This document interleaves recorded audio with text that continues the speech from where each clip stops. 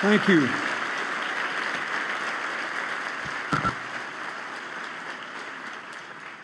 I am violating all protocol today because if you're an American citizen and you introduce the president, you're supposed to say the President of the United States and shut up. That's it. I just want to make one comment about this. I'm going to finish that speech I started in Charlotte.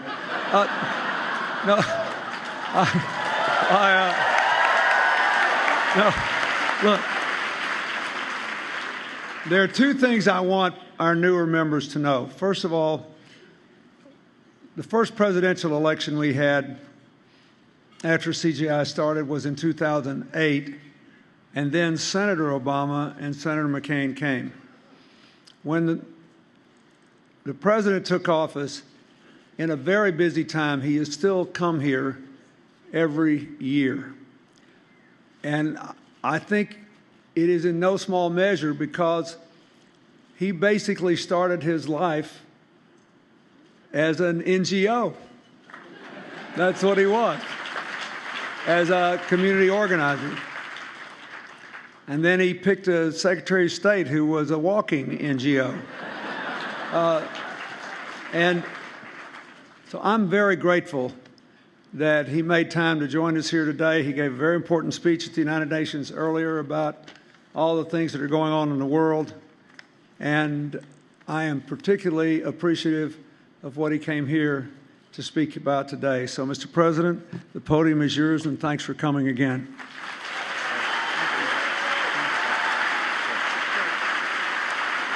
Thank you. Thank you so much. Thank you. Thank you. Thank you very much. Thank you, guys. Thank you. Appreciate it. Please, everybody have a seat. Well, good afternoon, everybody.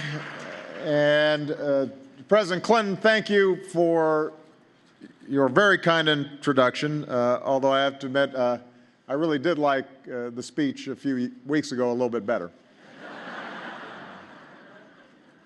Afterwards, somebody tweeted that somebody needs to make him Secretary of Explaining Things.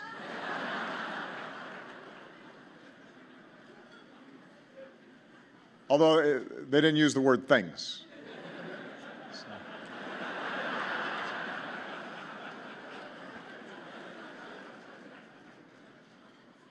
President Clinton, you are a tireless, passionate advocate on behalf of what's best in our country. You have helped to improve and save the lives of millions of people around the world. I am grateful for your friendship and your extraordinary leadership. And I think I speak for the entire country when we say that you continue to be a great treasure for all of us.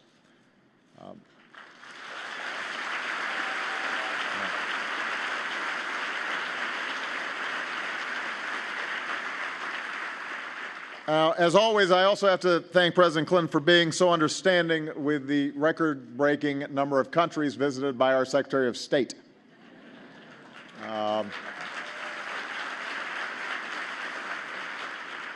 As we've seen again in recent days, Hillary Clinton is a leader of grace and grit, and I believe she will go down as one of the finest Secretaries of State in American history. So we are grateful to her.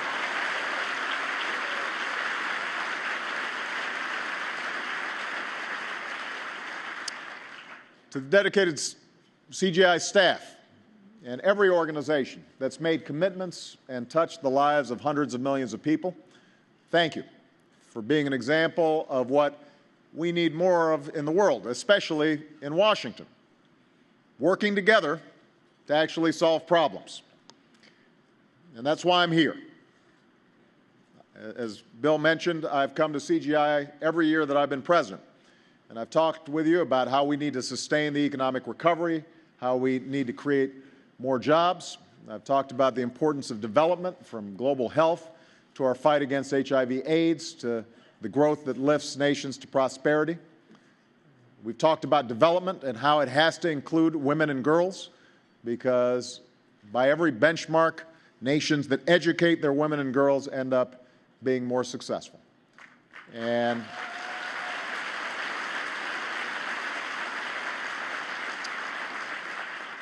today I want to discuss an issue that relates to each of these challenges.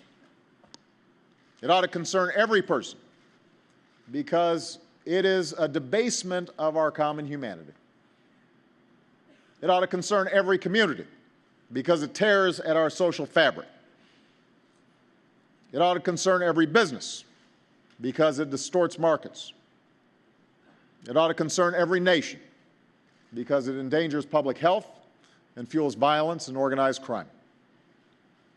I'm talking about the injustice, the outrage of human trafficking, which must be called by its true name, modern slavery.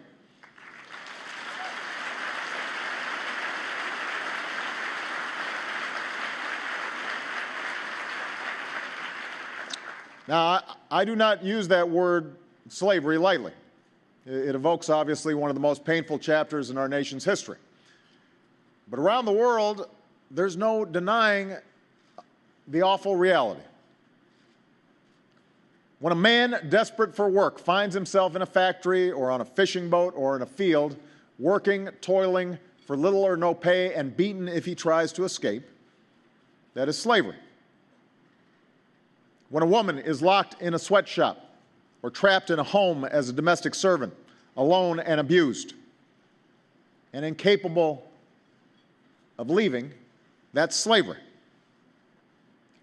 When a little boy is kidnapped, turned into a child soldier, forced to kill or be killed, that's slavery.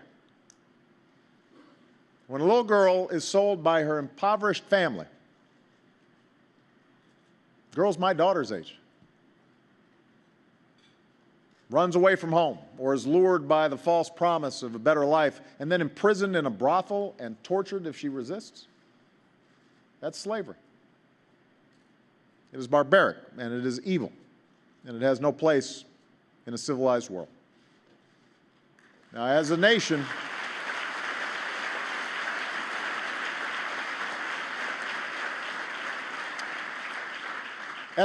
we've long rejected such cruelty. Just a few days ago, we marked the 150th anniversary of a document that I have hanging in the Oval Office, the Emancipation Proclamation. With the advance of Union forces, it brought a new day, that all persons held as slaves would thenceforth be forever free. We wrote that promise into our Constitution. We spent decades struggling to make it real. We joined with other nations in the Universal Declaration of Human Rights so that slavery and the slave trade shall be prohibited in all their forms. A global movement was sparked with the Trafficking Victims Protection Act, signed by President Clinton and carried on by President Bush. And here at CGI, you've made impressive commitments in this fight. We are especially honored to be joined today by advocates who dedicate their lives and at times risk their lives to liberate victims and help them recover. And this includes men and women of faith who, like the great abolitionists before them, are truly doing the Lord's work. Evangelicals, the Catholic Church, International Justice Mission, and World Relief. Even individual congregations like Passion City Church in Atlanta. And so many young people of faith who've decided that their conscience compels them to act in the face of injustice. And groups like these are answering the Bible's call to seek justice and rescue the oppressed. Some of them join us today, and we are grateful for your leadership. Now, as president, I've made it clear that the United States will continue to be a leader in this global movement. We've got a comprehensive strategy. We're shining a spotlight on the dark corners where it persists. Under Hillary's leadership, we're doing more than ever with our annual trafficking report, with new outreach and partnerships, to give countries incentives to meet their responsibilities and calling them out when they don't. I recently renewed sanctions on some of the worst abusers, including North Korea and Eritrea. We're partnering with groups that help women and children escape from the grip of their abusers We're helping other countries step up their own efforts, and we're seeing results. More nations have passed, and more are enforcing modern anti-trafficking laws. Now, last week, I was proud to welcome to the Oval Office not only a great champion of democracy, but a fierce advocate against the use of forced labor and child soldiers, Aung San Suu Kyi.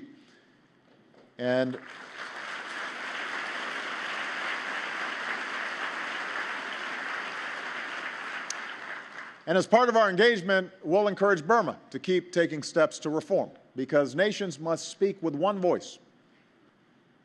Our people and our children are not for sale.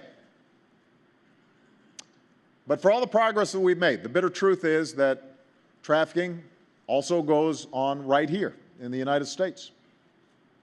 It's the migrant worker unable to pay off the debt to his trafficker, the man lured here with the promise of a job, his documents then taken and forced to work endless hours in a kitchen, the teenage girl beaten, forced to walk the streets. This should not be happening in the United States of America. As president, I directed my administration to step up our efforts, and we have. For the first time, at Hillary's direction, our annual trafficking report now includes the United States, because we can't ask other nations to do what we are not doing ourselves.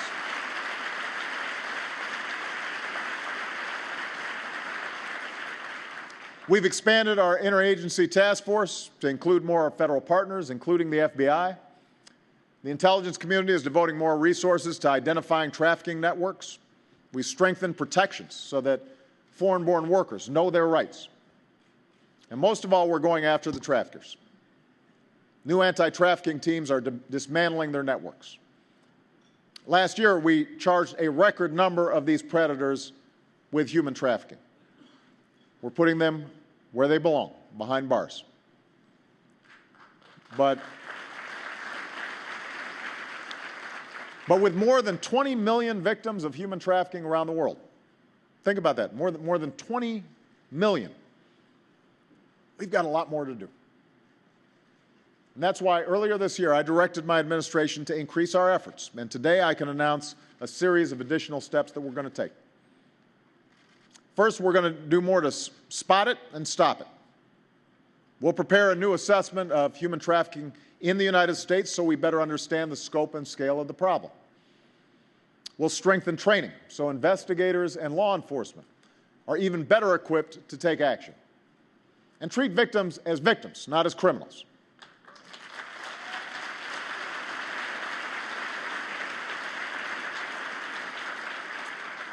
We're going to work with Amtrak and bus and truck inspectors so that they're on the lookout. We'll help teachers and educators spot the signs as well, and better serve those who are vulnerable, especially our young people. And second, we're turning the tables on the traffickers. Just as they are now using technology and the internet to exploit their victims, we're going to harness technology to stop them. We're encouraging tech companies and advocates and law enforcement, and we're also challenging college students to develop tools that our young people can use to stay safe online and on their smartphones. Third, we'll do even more to help victims recover and rebuild their lives. We'll develop a new action plan to improve coordination across the federal government. We're increasing access to services to help survivors become self-sufficient. We're working to simplify visa procedures for T visas so that innocent victims from other countries can stay here as they help us prosecute their traffickers. In this coming year, my Office of Faith-Based and Neighborhood Partnerships will make the fight against human trafficking a focus of its work. And I'm also proud they're doing great work. And I'm also proud to announce a new partnership with Humanity United, which is a leader in anti-trafficking. A multi-million-dollar challenge to local communities to find new ways to care for trafficking victims. And I want to thank Johns Hopkins University, which will be focusing on how to best care for child victims.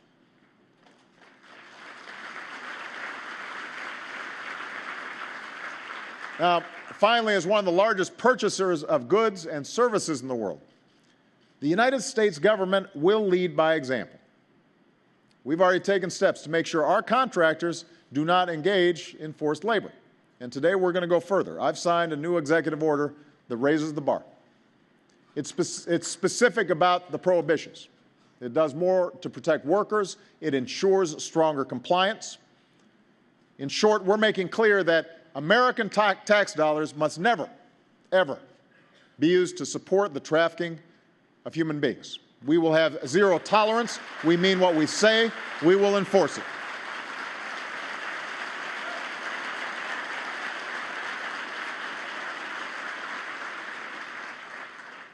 Of course, no government, no nation can meet this challenge alone.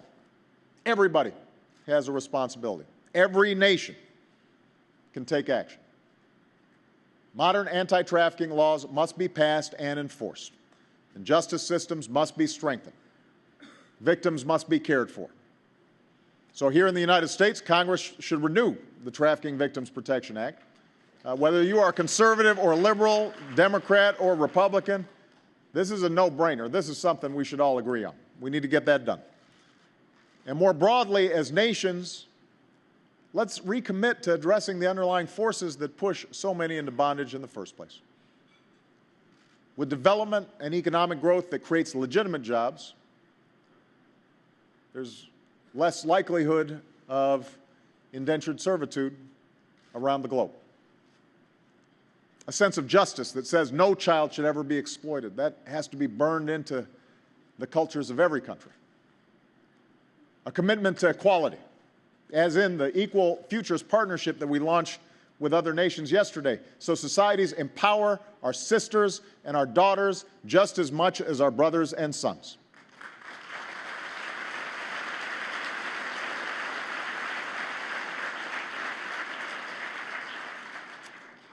And every business can take action.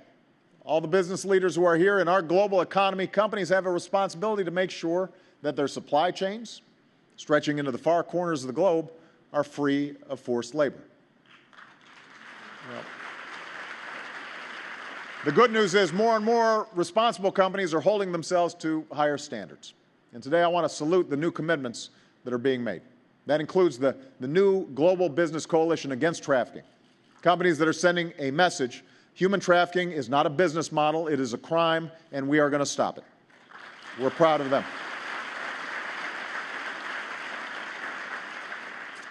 Every faith community can take action as well, by educating their congregations, by joining in coalitions that are bound by a love of God and a concern for the oppressed.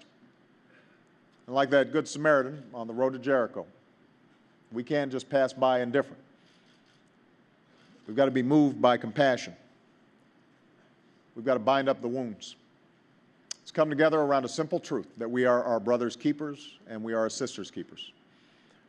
And finally, every citizen can take action by learning more, by going to the website that we helped create, slaveryfootprint.org, by speaking up and insisting that the clothes we wear, the food we eat, the products we buy are made free of forced labor,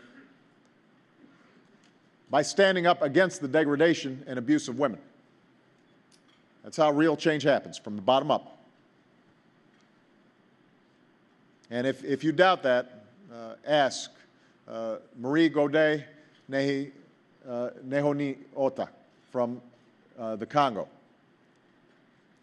Think about Marie's story. She was kidnapped by rebels, turned into a slave. She was abused physically and sexually. They got her pregnant 5 times.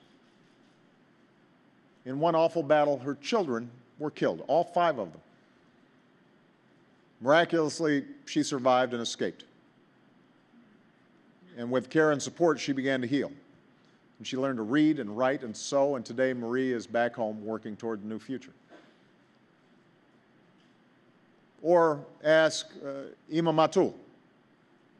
She grew up in Indonesia, and at 17 was given the opportunity to work as a nanny here in the United States, but when she arrived, it turned out to be a nightmare. Cooking, cleaning, 18-hour days, 7 days a week. One beating was so bad it sent her to the emergency room. And finally, she escaped. And with the help from a group that cared, today Ima has a stable job. She is an advocate. She's even testified before Congress. Or ask Sheila White. who grew up in the Bronx. Fleeing an abusive home, she fell in with a guy who said he'd protect her. Instead, he sold her, just 15 years old, 15, to men who raped her and beat her and burned her with irons. And finally, after years, with the help of a nonprofit led by other survivors, she found the courage to break free and get the services she needed. Sheila earned her GED. Today, she is a powerful, fierce advocate who helped to pass a new anti-trafficking law right here in New York.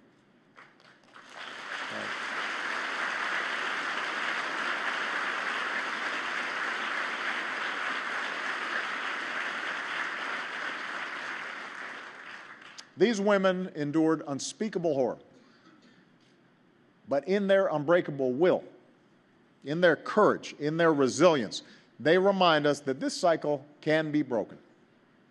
Victims can become not only survivors, they can become leaders and advocates and bring about change.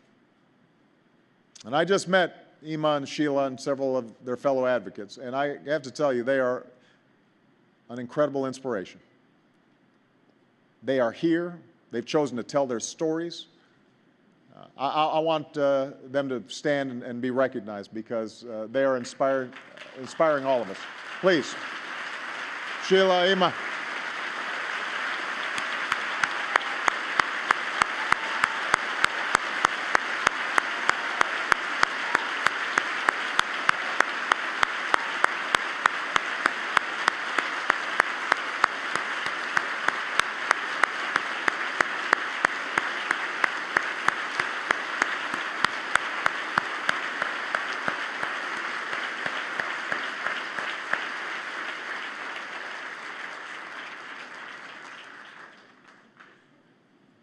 To Ima and Sheila and each of you,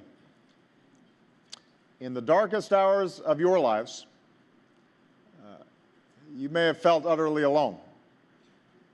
It seemed like nobody cared. And the important thing for us to understand is there are millions around the world who are feeling that same way at this very moment.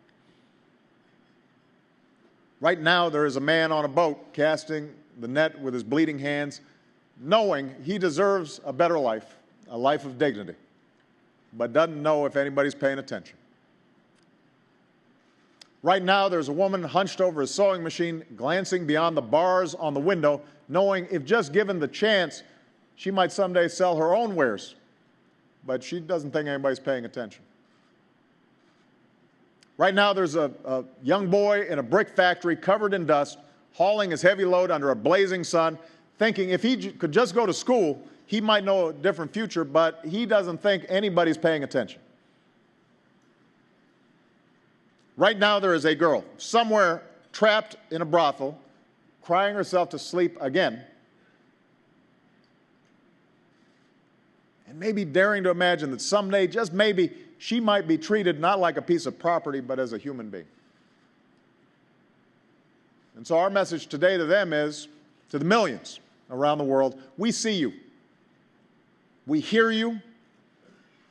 We insist on your dignity, and we share your belief that if just given the chance, you will forge a life equal to your talents and worthy of your dreams. And our fight